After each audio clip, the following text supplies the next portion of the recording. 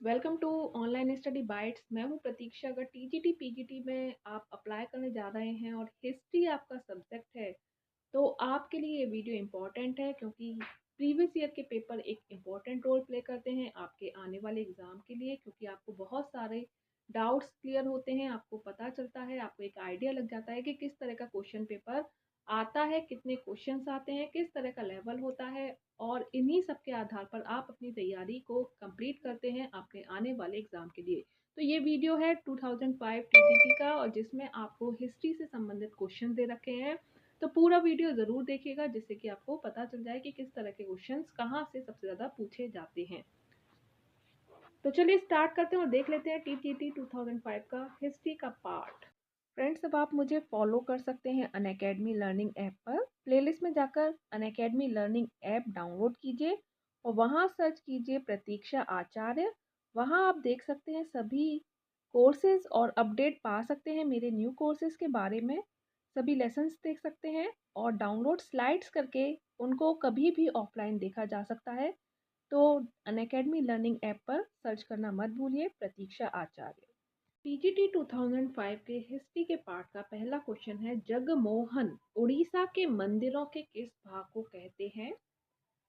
Right option है option 2 मंडप को। तो उड़ीसा के मंदिर एक सुसंकृत तथा समाजातीय स्थापत्य समूह है।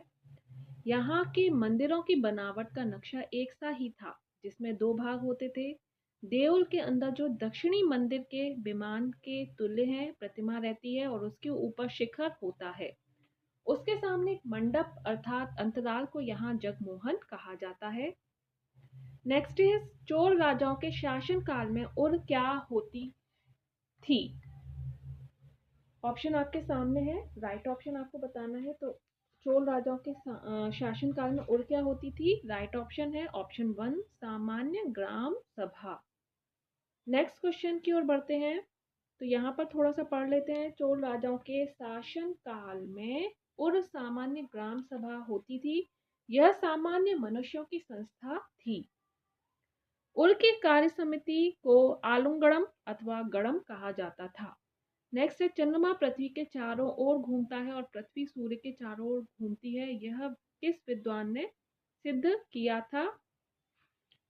राइट ऑप्शन है आर्यभट्ट। आर्यभट्ट ने। नेक्स्ट इज, गुप्तकालीन प्रसिद्ध गणितज्ञ आर्यभट्ट ने यह सिद्ध किया था कि चंद्रमा पृथ्वी के चारों ओर घूमता है और पृथ्वी सूर्य के चारों ओर घूमती है। नेक्स्ट इज, पूर्व जैन धर्म गुरुओं ने संस्कृत भाषा का बहिष्कार करके किस भाषा को अपने धर्मोपदेश के प्रसार का माध्यम बनाया था? तो राइट ऑप्शन है प्राकृत। नेक्स्ट इज, निम्नलिखित घटनाओं को कालक्रम के अनुसार सजाइए तथा दिए गए कूट का उपयोग करते हुए उपयुक्त विकल्प का चयन कीजिए। तो कालक्रम के अनुसार सजाना है। राइट ऑप्शन है ऑप्शन 4 सबसे पहले कलिंग युद्ध, देन अशोक की मृत्यु, फिर कनिष्क का राज्याभिषेक और चंद्रगुप्त द्वितीय का राज्यकाल। तो ये है टाइम। कनिष्क का राज्य अभिषेक जो हुआ वो 78 ईस्वी में हुआ। कलिंग युद्ध हुआ 261 में। चंद्रगुप्त द्वितीय का कार्यकाल 375 और से 415 है और अशोक की मृत्यु 236 है।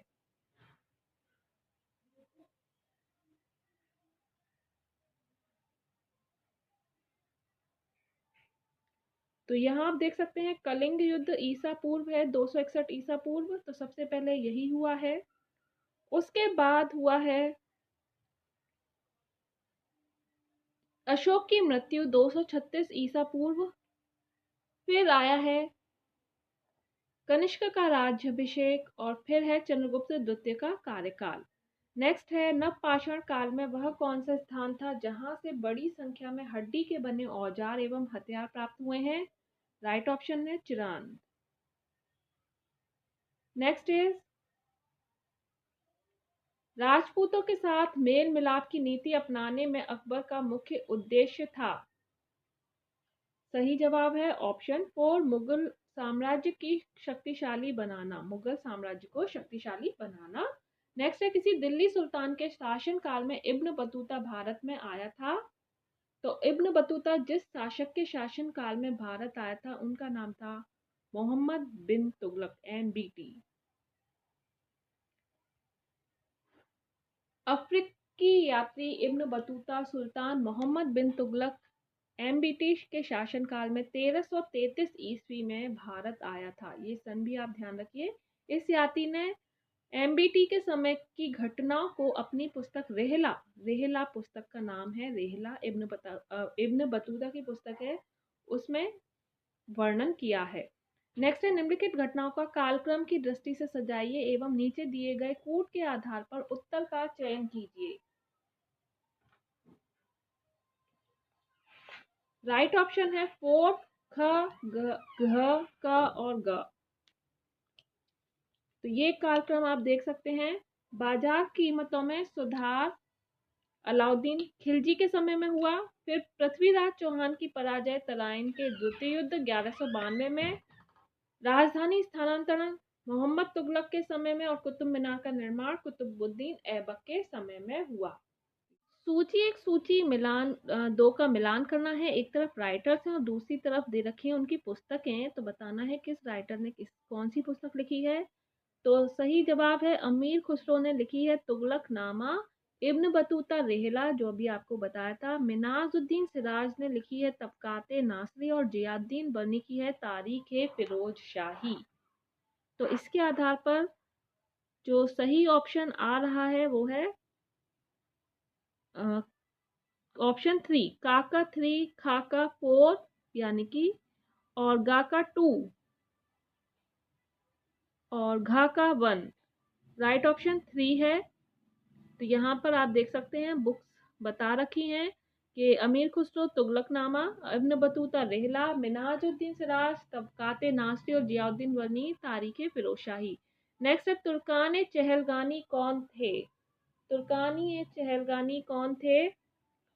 तो राइट ऑप्शन 3 है 40 तुर्क अमीरों का समूह को 40 तुर्कान चहलगानी या 40 गुलाम सरदारों का एक गुट था जिसका संगठन इल्तुतमिश ने किया था। ये सरदार पूर्णतः इल्तुतमिश पर निर्भर थे तथा उसके प्रति सदैव वफादार रहते थे।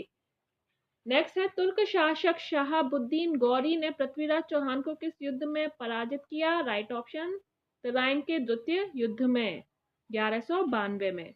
नेक्स्ट इज, तुर्क शासक शहाबुद्दीन गौरी ने पृथ्वीराज चौहान को तराइन के द्वितीय युद्ध 1192 ईस्वी में पराजित किया था और इस पराजय ने हिंदू राजाओं और उनकी प्रजा के मनोबल को तोड़ दिया।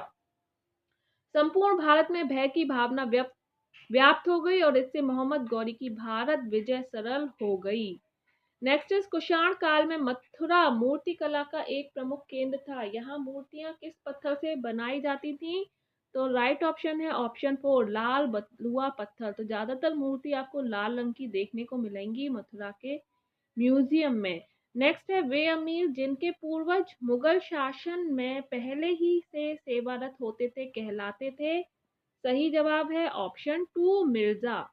नेक्स्ट इज, भारत में किस सूफी संत ने सूफियों के सुहारावर्दी पंथ की स्थापना की थी? सही जवाब है ऑप्शन 2, बहाउद्दीन जकारिया ने। भारत में सूफी संत बहाउद्दीन जकारिया ने सूफियों के सुहारावर्दी पंथ की स्थापना की थी। आगे चलकर इस सिलसिले के भीतर अनेक संत हुए जिनमें जलालुद्दीन तवरीजी, सैयद सुर्खपोश, बुरहान आदि काफी प्रसिद्ध हुए। मुल्तान उनका मुख्य केंद्र था। आगे बढ़ते हैं। तो यहाँ क्वेश्चन थोड़ा छूटा हुआ है तो बोल के बता देती हूँ कि किस संत ने संकीर्तन और नगर कीर्तन के रूप में भक्ति गीतों को गाने की परंपरा प्रारंभ की थी? तो यहाँ आप देख सकते हैं भक्ति आंदोलन के महान संत चैतन्य ने संकीर्तन और नगर कीर्तन के रूप में भक्ति गानों की परंपरा प्रारंभ की थी। राइट ऑप्शन 3 है। चैतन्य कृष्ण को सर्वोत्तम ईश्वर स्वीकार करते थे तथा कृष्ण की आराधना में कीर्तन करते समय भाव व वेश में वे अर्धमूर्छित हो जाया करते थे। नेक्स्ट है, वह कौन सा मुस्लिम यात्री था जो विजयनगर के राज दरबार में आया था? तो विजयनगर के राज दरबार में आने वाला मुस्लिम यात्री है ऑप्शन 4, अब्दुल रज्जाक।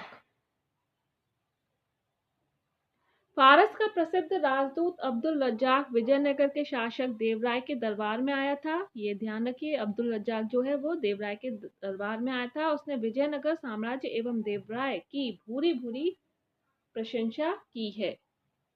नेक्स्ट है सुल्तान मोहम्मद तुगलक द्वारा दौलताबाद को अपनी नई राजधानी बनाए जाने का कारण था। राइट ऑप्शन है ऑप्शन 4, दक्षिण प्रांत को अधिक आसानी से नियंत्रित करने के लिए वह यहाँ पर दूसरी राजधानी रखना चाहता था। तो मोहम्मद तुगलक द्वारा दौलताबाद को अपनी राजधानी बनाए जाने का कारण यह था, जो कि फेल हो गया था। नेक्स्ट इज अलाउद्दीन खिलजी की बाजार नियंत्रण व्यवस्था का जियाउद्दीन बर्नी के अनुसार मुख्य उद्देश्य था। सही जवाब, एक विशाल स्थायी सेना का भरण पोषण। तो जियाउद्दीन बर्नी के अनुसार अलाउद्दीन खिलजी की बाजार नियंत्रण व्यवस्था का मुख्य उद्देश्य एक विशाल स्थायी सेना का रखरखाव एवं भरण पोषण करना था। नेक्स्ट है विजयनगर साम्राज्य में 12 अधिकारियों का वह समूह गांव के कार्यों को देखता था, कहलाता था आयंगार। विजयनगर साम्राज्य में आयंगार व्यवस्था के अनुसार एक स्वतंत्र इकाई के रूप में प्रत्येक ग्राम को संगठित किया जाता था और इस ग्रामीण शासकीय इकाई पर शासन के लिए 12 शासकीय अधिकारियों के समूह को आयंगार कहा जाता था। नेक्स्ट, स्वराज मेरा जन्मसिद्ध अधिकार है, यह उद्घोष किसने किया? Very easy question, Lokmanya Tilak. Next है सूची 1 सूची 2 को मिलान करना है, बताना है सूची 1 और सूची 2 को का सही मिलान। तो ये आप देख सकते हैं। तो सही आंसर है ऑप्शन 4, यानी कि लॉर्ड डलहौजी उत्तराधिकार अपहरण सिद्धांत के बाद लॉर्ड कर्जन स्थानीय स्वायत्त शासन, लॉर्ड कर्जन बंगाल की संसद और लॉर्ड विलियम बेंटिक सती उन्मूलन। Next is Mohammedan Anglo oriental college Aligarh की स्थापना कब हुई थी? सन 1875 ईस्वी में, ऑप्शन 2। और किसके द्वारा हुई थी? सर सैयद अहमद खां के द्वारा। और इसे अब मुस्लिम अलीगढ़ यूनिवर्सिटी के नाम से जाना जाता है, मोहम्मडन एंग्लो ओरिएंटल कॉलेज, जहां पाश्चात्य विषय तथा विज्ञान और मुस्लिम धर्म दोनों ही पढ़ाए जाते थे। नेक्स्ट है डीएवी कॉलेज की सर्वप्रथम स्थापना हुई थी। तो सही आंसर है ऑप्शन 4, लाहौर में। बंगाल में दोहरा शासन का अंत किस गवर्नर के शासन काल में हुआ? Right option 1, Lord Warren Hastings. Bengal में दोहरा शासन का अंत वॉरेन हेस्टिंग्स के शासनकाल में हुआ था। दोहरा शासन अथवा द्वैत शासन जो लॉर्ड क्लाइव के समय में लागू किया गया था और 1772 में समाप्त कर दिया गया लॉर्ड वॉरेन हेस्टिंग के शासनकाल में, द्वैत शासन प्रणाली। दीवान का पद अवध राज्य में किस परिवार के पास रहा है? राइट ऑप्शन, नीलकंठ नागर एवं गुजराती ब्राह्मण के पास। नेक्स्ट है मजमाउल बहरैन पुस्तक के लेखक का नाम? सही जवाब option 1, Dara Shikoh. Next is पल्लवों के शासन काल में शिक्षा का प्रमुख केंद्र था? सही जवाब कांची। नेक्स्ट इज सूची 1 सूची 2 को मिलान कीजिए, सम्मिलित कीजिए और दिए गए कूट का सही उत्तर बताना है आपको कौन सा है राइट ऑप्शन। तो इस तरह के क्वेश्चन आपको बहुत सारे देखने को मिले होंगे, तो आपको इसी आधार पर अपनी तैयारी आगे बनाए रखनी है। तो मैचिंग करने को बहुत सारे क्वेश्चन आने वाले हैं। राइट ऑप्शन है ऑप्शन 3, यानी कि का 2, सूरसेन मथुरा, गांधार तक्षशिला, कौशल नरेश अयोध्या और वैशाली बज्जी संघा। तो ये सही उत्तर है, सही जवाब है ऑप्शन 3। और इसके साथ ये यहाँ पर हम हिस्ट्री का जो पार्ट है वो एंड करते हैं। आगे कंटिन्यू करेंगे पार्ट 2 में हिस्ट्री के और क्वेश्चंस देखेंगे, क्योंकि जो हिस्ट्री का पार्ट आता है उसमें 60 या 62 प्रश्न आपसे पूछे जाते हैं। तो अभी बने रहिए चैनल के साथ, सब्सक्राइब कर लीजिए, बेल आइकन प्रेस कर लीजिए, जल्दी ही नेक्स्ट पार्ट भी अपलोड किया जाएगा। अभी के लिए इतना ही। Bye bye, take care and thanks for watching.